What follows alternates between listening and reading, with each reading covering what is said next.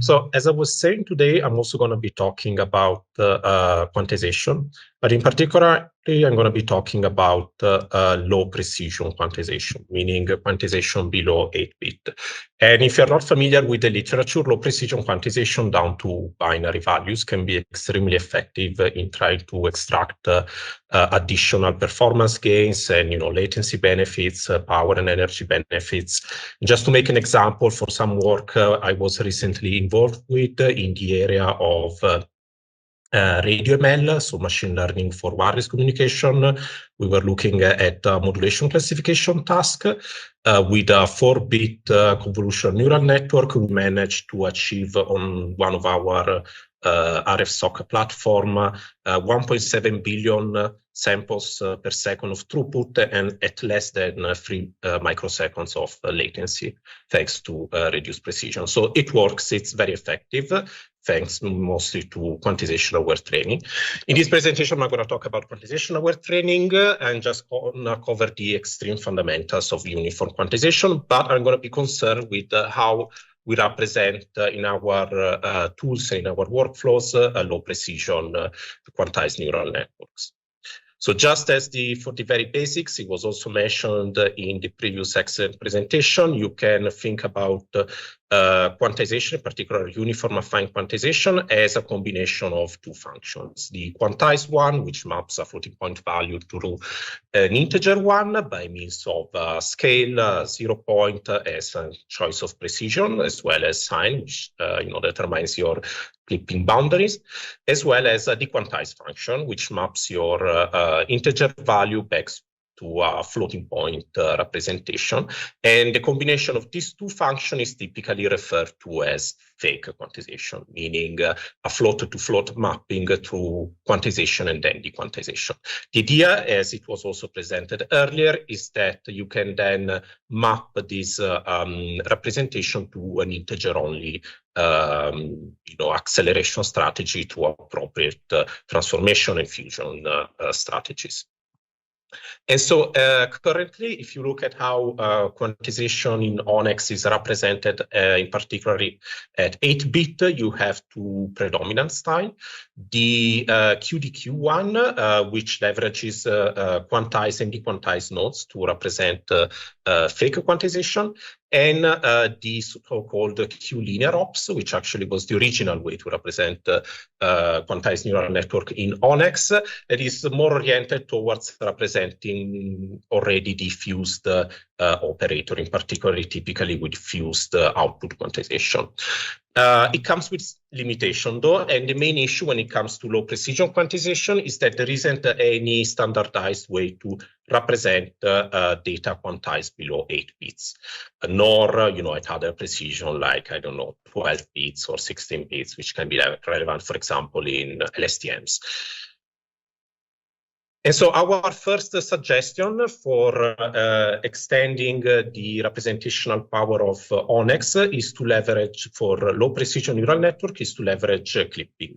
And the idea of this strategy is basically to maintain retrocompatibility with all the existing libraries and tools around quantization, but to add an extra clipping function, which is already supported over integer boundaries between a quantized node and a dequantized node to represent basically the precision that we want to induce at that boundary. So for example, in this case, I'm showing here on the left to represent a 4-bit quantization, I'm clipping between -8 and 7.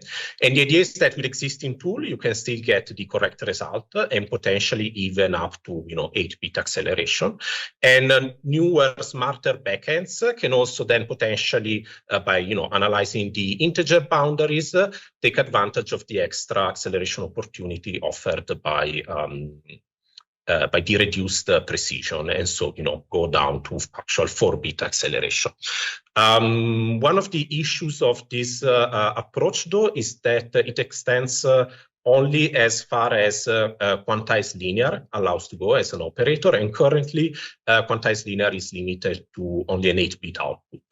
And it also comes with some other limitation. For example, something that we are sometimes concerned with in our line of work is adopting different type of roundings, which is something that you cannot easily represent with this style of representation. And so something that we've been working on for a while now is this quantization, ONNX quantization dialect that we like to call QONNX, that basically tries to simplify the quantization representation by merging this sequence of operation for fake quantization into just one node. But at the same time, it extends it to a wider set of scenarios by taking, for example, a broadcastable bit to it as input, as well, as giving you option around different type of roundings, as well as having, options for binary quantization and so on. And this format is something that we have been leveraging a lot also as part of our efforts for deployment on FPGAs, in particular as part of this common effort called the fast machine learning. And so we have available a variety of tools for dealing with the QONNX that integrates with the ONNX runtime, as well as various pre-trained low precision models that you can find in our model zoo.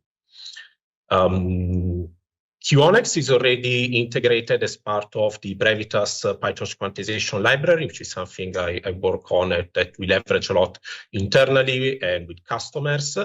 And QCDQ is also going to be integrated in the next release. We use QONNX a lot as part of our as part of two libraries for data flow inference of low precision neural network on FPGAs, so the FIN toolchains and the H-less4ML toolchains, which count a very good adoption in the FPGA community. And the format is also being adopted both by the Hawk quantization library as well as by QKeras by means of a converter that we are currently implementing.